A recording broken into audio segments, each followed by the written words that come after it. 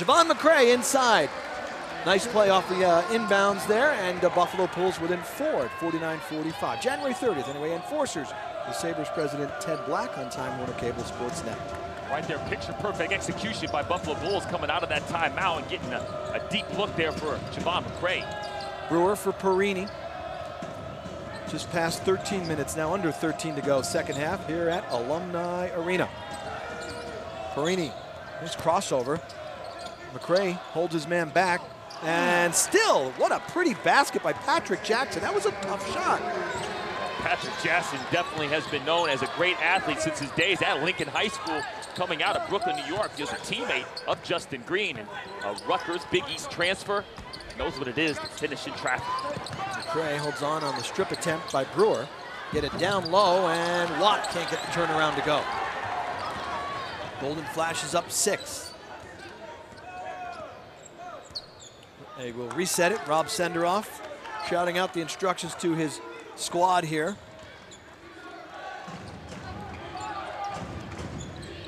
Henniger out high. Guyton with it. Pretty pass for Henniger. Baseline jumper, Guyton. Nice execution right there, isolating a little two-man game on the wing. A little pick and pop action for the big fella. Largest lead of the night, now 8 for Kent State. Barnett for McCray to the basket, and he's got it. Way to seal off his lane, his avenue to lane, I should say. Seal it off really nicely, Javon McCray. Well, that's done by design right there, trying to get a deep look there into the corner, creating that baseline angle for Javon McCray, who was working before the pass came to him, and nice job of getting your work done before you get the touch. Guyton cut off on the baseline by Watt. Now the turnaround fadeaway. Oh man. Wow. That's Two pretty acrobatic shots in the last 3 possessions, considering Patrick Jackson and right there Carlton Guyton. But I tell you what, the coaching staff at Kent State told us how gifted of a scorer Carlton Guyton is. Great drive. That lane just opened up for Tony Watson. He saw it and went right for the basket. Right there, Javon McCray and Mitch Watt left the lane and took their help defenders along there with them. And like I said time and time again, if you allow direct line drives from the top, there is no help defense when you drive the basketball from the top. Tony Watson, good job of recognizing and finishing at the cup. Bulls pull back within 6, 55-49, 10:45 to go second half. Perini taking his time as they get some screens. Guyton tried to get it down low, it wasn't there. Brewer on the drive, runner, dances, no good. Filson has the loose ball for Buffalo. You notice Buffalo's kind of went away from that zone concept right now, getting it done the hard way with their 5 man-to-man defense. If the Bulls can cut into that deficit here, from 6 to 4, maybe 3. Nice bounce pass to the baseline. Watt goes up, draws the foul. 2 shots coming up for Mitchell Watt.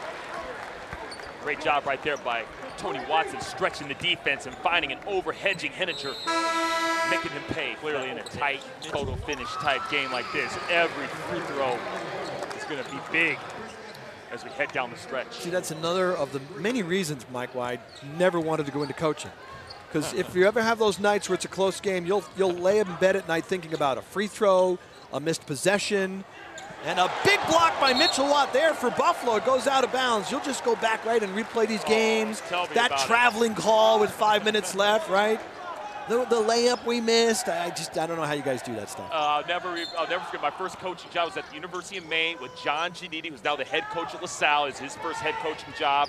And we were at BU, and I said, Coach, how you feeling? It's just like, Mike, my stomach is like battery acid right now. And that pretty much set the tone for what it's like to be a coach. Turnover forced by the Bulls. Gerard Oldham got his hands in the passing lane and knocked that one away. Bulls down 5. Robinson dribbles it off his foot. Filson tries to save it, he cannot. We were talking about at the break right there, slowly but surely, Kent State is forcing Buffalo into precarious positions right there, now forcing Buffalo into their 12th turnover of the game. I think that one of the many things that gets me about coaching is you work, you put everything into the game, you win the game, and then after the game, maybe even if you're on the bus going back somewhere, you're getting into the next game. You can't even enjoy the win. You're like, all right, who do we got next? I'm sweating out that one now. 3 in the air. It is off the back of the rim, or a side of the rim, no good for Chris Evans. So the Bulls defense gets a stop. But they've now got to convert offensively. 9:10 to go, second half here at Alumni Arena. Robinson off to Watt. Filson's been kind of quiet. They could use his long-range game going here. Robinson, Watson with it. 15 on the shot clock. Robinson on the baseline, blocked and fouled. Justin Green thought he got a clean block. Big colossal matchup down low as Robinson went strong to the basket. Well, right there, nice job by Buffalo offensively, creating that nice interior passing angle. And Titus Robinson again getting that deep low post position. We've seen Robinson, we've seen McCray, we've seen Watt have a lot of success on those blocks. That's the 4th foul. As you take a look at the rebound, that's the 4th foul on Justin Green. So I'm sure he's going to be coming out here. Rob Senderoff actually has 3 subs over at the bench. You can't leave Green in with 4 fouls with 8:54 to go. Robinson hits the first free throw, and Justin Green will check out of the ball game. He's got 14 points. That leads Kent State. Javon McCray, our top guns, by the way, just updated, has 18, leading all scorers in the game. So Green is going to get a little break, and we'll see when Rob Senderoff feels good about bringing him back in the ball game with the 4 fouls. Well, a compliment to Kent State's depth right there. Number 33, Justin Mans, has come in very nice off the bench today and been a great, long, athletic presence up front. Look at the Bulls defenders stomping their hands onto the hardwood, looking for a defensive stop here. They've pulled within 3. They were down 6 a moment ago. Fans getting into it here as well. Great crowd on hand at Alumni Arena. The students still on break, but a lot of people here tonight watching the game, and a reaching foul for Javon McCray. Well, those are just tough fouls for Javon McCray, his 3rd foul. So now when you think about Javon's fouls, every one of his fouls have been on the perimeter.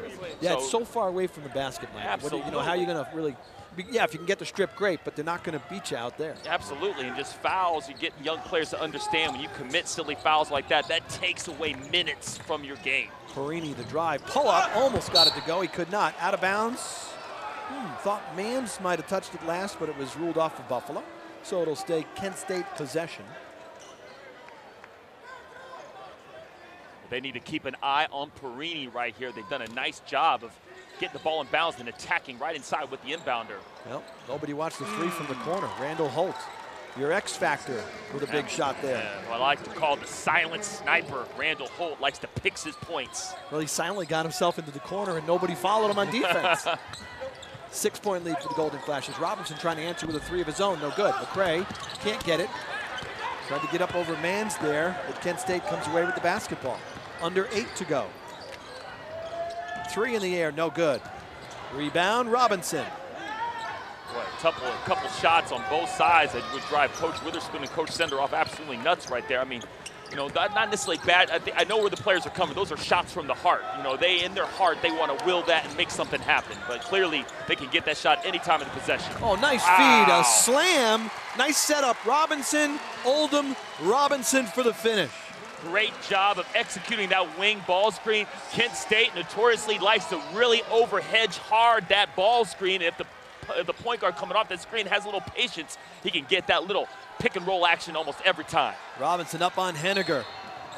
Oh, a little too far up. Oh, nope, it's on Oldham. Gerard Oldham will get called for the foul. That'll take us to a break. It'll be Kent State basketball when we get back. Golden Flashes hanging on to a 4-point in the NCAA. I'll go one step further.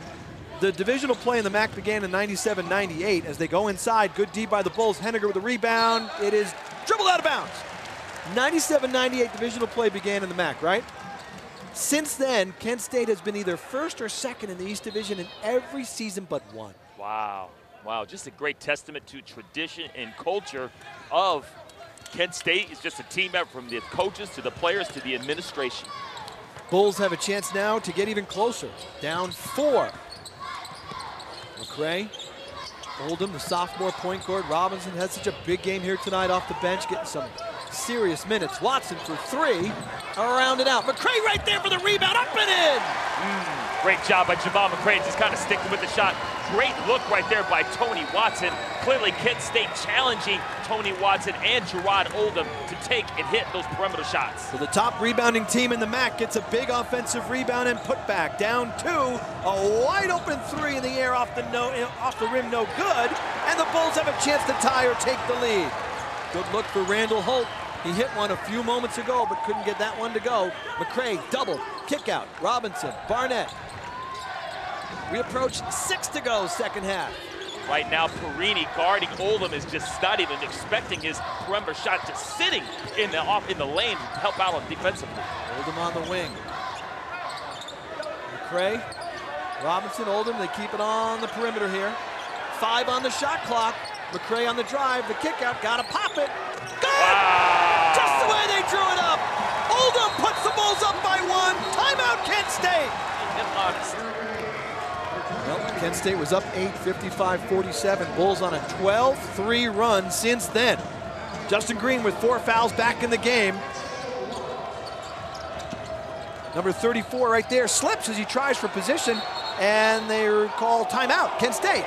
But he didn't have possession, right? How could you get That was timeout a if he didn't real have tough possession? call. Clearly, a lot going on that play, and a heads-up call by Perini on the weak side. You go to the MAC Player of the Year when you need a big bucket. I guess you do. Little isolation play right there on the low block, and with an acrobatic finish by Justin Green. And to be honest with you, Howard, there's been several of those acrobatic finishes in the second half by Kent State. Well, we said this game might go down to the very last shot. Looks like we're headed that way. Kent State under 5 with the 1-point lead. Watt, nice pass. McCray drives, no basket, and I assume a blocking foul. Yes, it'll be on Kent State. Rob Senderoff down on the floor. Apparently pleading for the charge. Green. That might be a foul. Oh, if it is on Green, that's his 5th. Yep, that's it. That's the 5th foul on Justin Green. Maybe that's why he was on the floor. So the defending MAC Player of the Year is out of this ball game. He has just fouled out with 4:52 to go. Well, it looks like to me he got over there just a slight bit late. He was not established outside the charge arc. Right there, Javon McCray being rewarded for his aggressive play to the rim and not only beyond the possession, but a huge. Well, there's no question. Call You lose him, there's your second leading scorer, your leading rebounder, your leading shot blocker, your leader in steals, the MAC Player of the Year. But I will say this, and we mentioned this earlier, Mike, this is not a one-man team. In fact, his numbers, Green's scoring numbers, are down because other guys have really picked up the slack this season. They really have, and right now, I mean, you talk about Perini, Holt, Guyton, very, very capable crew, even without Green, to finish this win. You saw McCray couldn't get the ball to roll, despite the oohs and the ahs and the pleading from the crowd. 1 of 2, knotted at 60, 4:52 to go. You get your seatbelt on, Mike? This one could be a little bit No question, no question. We are en route to a photo finish. Carlton Guyton with the ball. Eric Gaines. Watson on him defensively. Michael Perini with it now. Perini to the right of the lane. The baseline underneath. Swatted out by Javon McCray. 14 on the shot clock. Ball stays with the Golden Flashes. Well, we need to keep an eye on Kent State right here. They've done a great job of executing their OB under plays and either finding somebody at the head of the rim or finding an unguarded three-point shooter. Still looking, they'll get it out high to Guyton. Great job of defending all the action right there by Buffalo. 10 seconds on the shot clock. Timeout called by the officials. And Tony Watson is limping. So Zach Filzen's going to come in, but okay. I'm not sure why the official called to stop the game, though. I don't think Coach Senderhoff or Coach Hout from the Kent State staff quite understand either. I thought maybe he was bleeding or something like that. I mean, he's over. He obviously is hobbled, and he is now behind the UB bench, but you can't stop the game because the guy's limping. I tell you what, and that puts the Kent State in a tough position. Not only do they have to now get a side OB in, which is usually one of the toughest things to do, but then they have to reset it on a short shot clock. Yeah, under 10 now on the shot clock. Holt with it, Perini with 3. They got to jack it up here. Holt with 1, leaves it short. Henniger with the offensive rebound underneath the basket on that shot, and the Bulls come out of the pack. Ball knocked away. Oldham out of control, holds on, needs help, throws it away. Henniger ahead to Holt. 3 Bulls back, lays it up and in. But that's just one of those frenetic plays right there that just turnover that turns right into a Kent State score. And it started in the backcourt. It just had that kind of crazy pace to it, and it never really got under control coming out of the pack there. Golden Flashes up 62-60, 3:42 to go second half.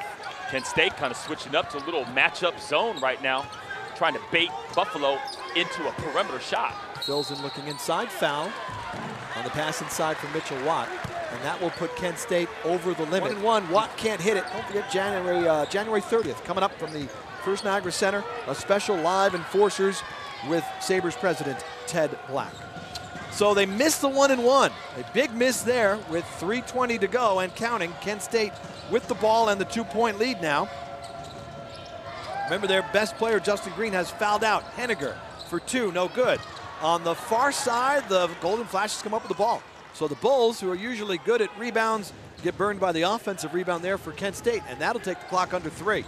Well, like you said, Mike, a missed free throw on a 1-1, an offensive rebound for Kent State. They add up, either points or time coming off the clock, either way. Well, Kent State doing right now, milking the clock now, really shortening this game and going to any high ball screen, wing ball screen, isolation. Carlton Guyton with an 8 on the shot clock.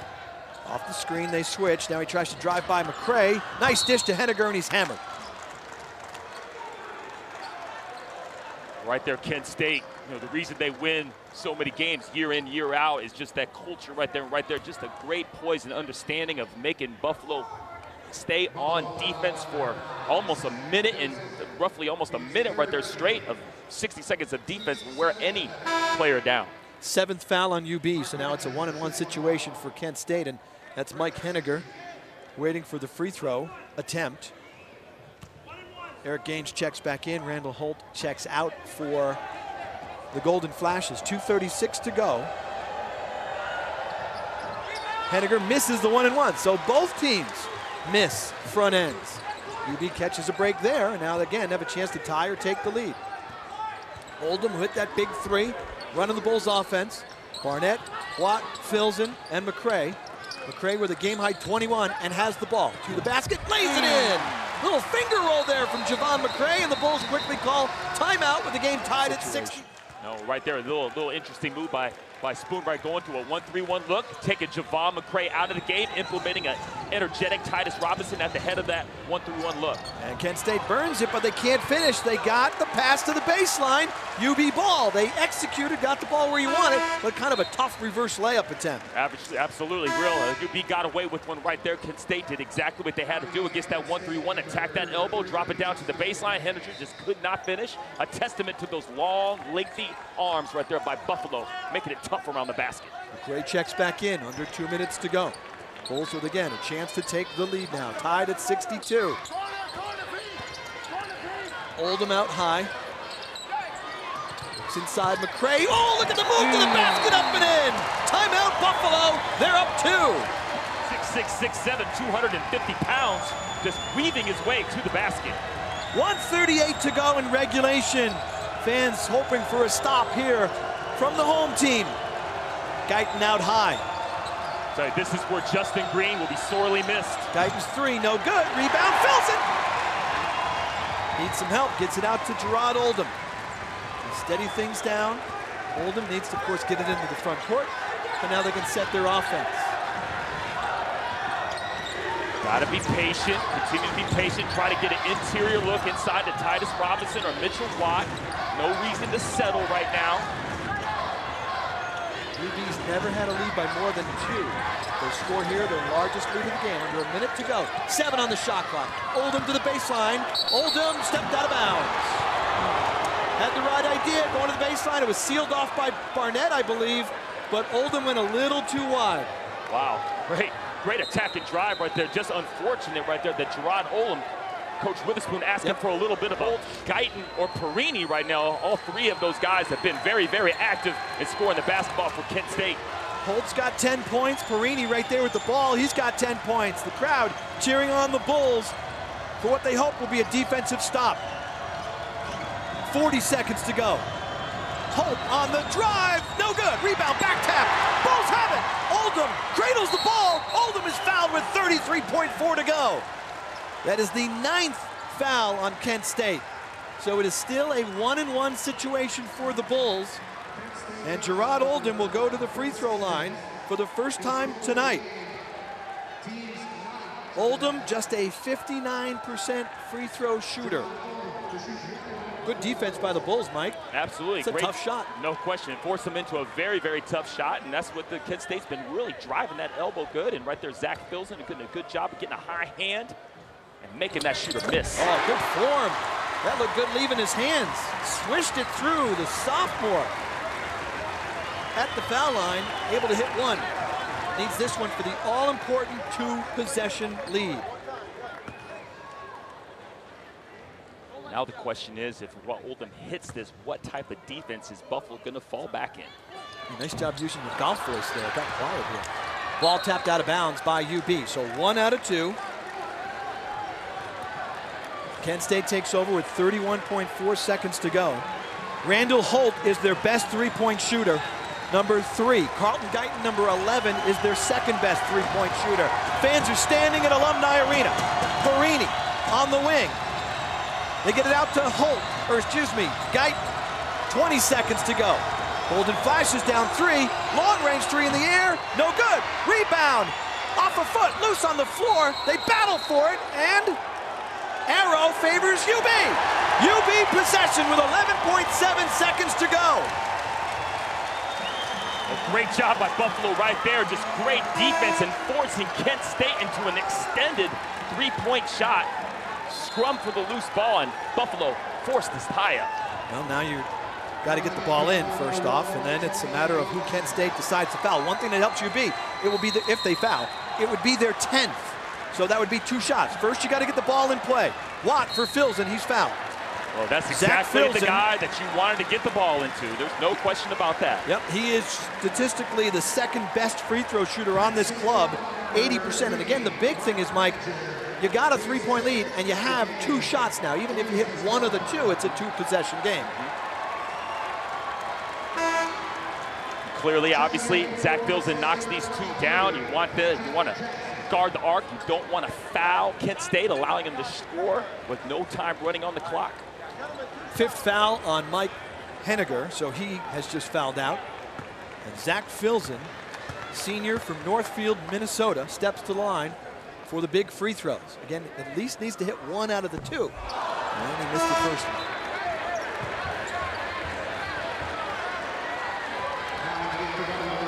So the fans a little nervous here at Alumni Arena. 11.2 to go. Bulls missed 18 free throws in their last game against Buff State. They need 1 here. 1 out of 2. So at least he got 1. 4-point game, 11.2 to go. He's got to contain the basketball right now. No fouls, no silly fouls. They won't reach in on the 3. Oh, Perini hits the big 3 with Oldham over there. 1-point game, 5.7 seconds to go. Michael Perini with the shot from way downtown. I guess is the best time to pull out this stat. Named best under pressure player for the Mid-American Conference by the Sporting News and College Basketball Preview. And right there, he lives up to the billing. Well, so now again, in terms of the guys, even though he just went 1 of 2, Filson, a good free throw shooter, 80%. After that, Mitchell Watt, 74%. And then it gets kind of dicey, quite honestly. So we'll see what Reggie Witherspoon here. Tony Watson is back out on the court. Actually, Tony Watson is the best free throw shooter on the team, 88%. So ideally, you'd like the ball in his hands. He's out here by half court. Mitchell Watt to put it in play. Clearly, right now, rule number 1 is get the ball in bounds. You cannot turn the ball over right now. Got to get it in play. The arrow, if there is a tie-up, favors Kent State. UB has 1 timeout left. Watt able to run the baseline. Long home run pass for Oldham. Just turn around and run the clock out if you can. Oldham, the pass. The dunk is no good, and there's a foul with 0.9 seconds to go. I think if I'm Titus Robinson, personally, I would have just turned around, but whatever. And the Kent State player is down, and he is shaken up. It's Michael Perini. You can hear the bodies hitting the floor. Let's take a look at this whole thing. Oldham sprints out, Mike. Great play there. Get the long home run pass, and he does the right thing. And then, right there, if you're Titus Robinson, turn, go the other way. There's no need. Did he hit his head? Perini? Is it Truck? Tell me. Let's see the replay again. Well, right now, it looks like he's holding his down hand, hard. and I think that's the most important piece. Is I think he's holding his hand. That's tough right there. And I believe Jim Haney called an intentional foul. So that's 2 shots and a possession. But let's watch the end of this. Here comes Perini. Watch how he falls. Oh, I think, he fell on his wrist, and I think his head hit the floor too. But he put both, his hands down to brace his fall. But, in hindsight, if you're Titus Robinson, turn around, go back towards the UB bench. The clock will run out. And I know that it's the adrenaline of the moment and the excitement, and you want to just get a dunk and seal the game. Nice round of applause for Michael Perini, who just moments ago hit that big three for Kent State. So here's the deal. It's 2 shots and possession, which is really big. So, if there was even a chance for Kent State in .9 to hit a miracle 3, it's UB possession after the 2 shots, which would almost pretty much say the game is over. Barring a 5-second violation and an inbound on the long court, right now Titus Robinson, the Buffalo Bulls, control their destiny. So Titus Robinson, who's had a huge night off the bench. McCrae's had a big game, but Robinson has 14 off the bench tonight. It stays a 1-point margin. Well, sometimes it gets awfully lonely at the free throw line when you don't have your traditional lineup up there. Well, again, the nice thing is they know they have possession, so he misses them both. Just remember, even if they win, there have been too many missed free throws tonight for UB. At some point, they will have to clean up that portion of their game. Now, they got to get the ball in. .9 left. Get it in and hold on.